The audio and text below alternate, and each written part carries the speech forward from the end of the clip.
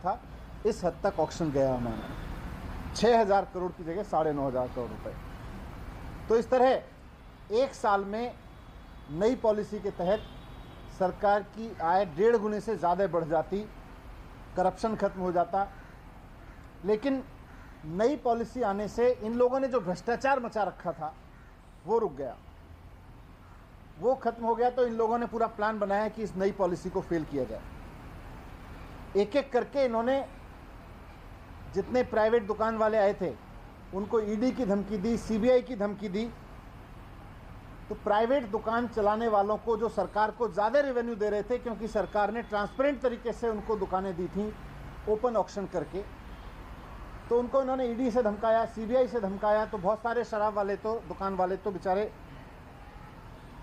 कई सारे लोग तो दुकान छोड़ के चले गए।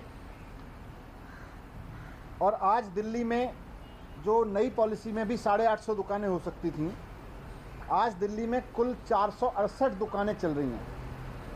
और 1 अगस्त से कई और दुकान वाले भी, क्योंकि ये सीबीआई से डरा रहे हैं, ईडी की धमकी दे रहे हैं दुकान वालों को, तो ये 468 दुकानों से भी और कम हो जाएंगी। कई और लोग दुकानें छोड़ के जाने वाले हैं। इनका मकसद है कि दिल्ली में शराब की किल्लत पैदा करो। इनका मकसद है कि दिल्ली में लीगल तरीके से बिकने वाली शराब का क्वांटम कम करते चले जाओ। अब मैं आपके सामने एक थोड़ा सा और डेटा रखना चाहता हूं कि दिल्ली में और बाकी राज्यों में शराब की बिक्री की, शराब की दुकानों की पर कैपिटा संख्या क्या है, उसका एक डेटा है। गुड़गांव में जहां बीजेपी का शासन है, 4,166 लोगों पे शराब की एक दुकान है। नोएडा में जहां बीजेपी का शासन है, 1,390 लोगों पे शराब की एक दुकान है। बेंगलोर में जहां भारतीय जनता पार्टी की सरकार है, 12,179 लोगों पर एक दुकान है। बीजेपी का गोवा है, गोवा में 761 लोगों पे एक दुकान है। नई पॉलिसी के तहत अगर दिल्ली में मैक्सिमम दुकानें भी खुल जाती, तो उसके बावजूद 850 दुकानें भी खुल जाती, तो यहाँ 22,707 लोगों पे एक दुकान होती। और आज जब 468 दुकानें हैं तो 41,192 लोगों पे एक दुकान है। इसी से अंदाज़ा लगाया जा सकता है कि ये ईडी की धमकी देके, सीबीआई की धमकी देके चाहते हैं कि लीगल शराब का धंधा यहाँ भी बंद हो और इलीगल धंधे को बढ़ावा मिले, नॉन ड्यूटी पेड धंधे को बढ़ावा मिले, स्पिरिट्स लिकर को बढ़ावा मिले।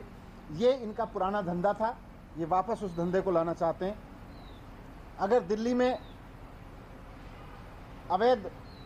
दिल्ली में लाइसेंस शुदा दुकानों की कमी होती है, अगर वैध तरीके से उपलब्ध शराब की कमी होती है, तो नकली शराब का कारोबार बढ़ता है, वो इनको फ़ायदा देता है। इसीलिए इन्होंने ईडी और सीबीआई की धमकी दे दे के दिल्ली सरकार के अफसरों को भी इतना डरा दिया है कि अब जो दुकानें खाली हो रही हैं उनका कोई लाइसेंस करने को तैयार नहीं है। दुकानें, जैसा मैंने बोला, बहुत सारी खाली हुई, और भी होंगी, लेकिन इन्होंने ईडी और सीबीआई की धमकी दे दे के अफसरों को इतना डरा दिया है कि अब कोई जो दुकानें खाली हो रही हैं उनका ठेका देने को, उनका ऑक्शन करने को, उनका टेंडर करने को तैयार नहीं है, उनकी नीलामी करने को तैयार नहीं है। और जो एग्जिस्टिंग पॉलिसी है, जो 2021-22 की पॉलिसी है, वो 31 जुलाई को अब खत्म हो रही है। डर के मारे कोई ऑफिसर इस पॉलिसी को भी आगे बढ़ाने को तैयार नहीं है। इन्होंने पूरी सीबीआई की धमकी दे रखी है, सबको ईडी की धमकी दे रखी है। तो कुल मिला के इन्होंने दुकान वालों को डरा के और अफसरों को डरा के दिल्ली में ऐसे हालात बनाने की कोशिश की है